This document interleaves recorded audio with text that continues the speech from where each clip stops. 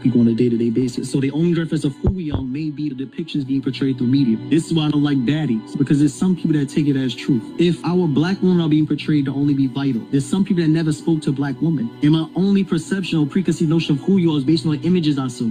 So I'm going to approach you based on my preconceived notion. I just used Africa earlier. My only reference of Africa was based on American news outlets. I think Africa is a continent that's poor. But then you get there and you start to see that this narrative wasn't true. But you have to understand the power of images. It was a film by D.W. Griffin called The Birth of a Nation. In The Birth of a Nation, what they did was they portrayed us to be menace to society as black men. But why did they do that? Because if you depicted us to be animals, to be menace to society, they didn't use that depiction to justify the acts of the KKK.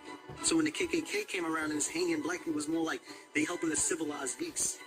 But I had to first get you to see black people in a certain way and get you to see yourself in a certain way to justify the actions of a white man. And so now we starting to see the impact directly of images. And then what's worse is that Birth of a Nation was a film, right?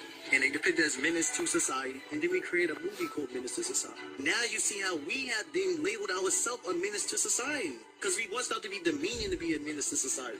But we created a film and we labeled ourselves that. You get what I'm saying? Now we seeing it's being internalized. Because how could you aspire to become what you never see? If I only show you as rappers and entertainers, you're going to aspire to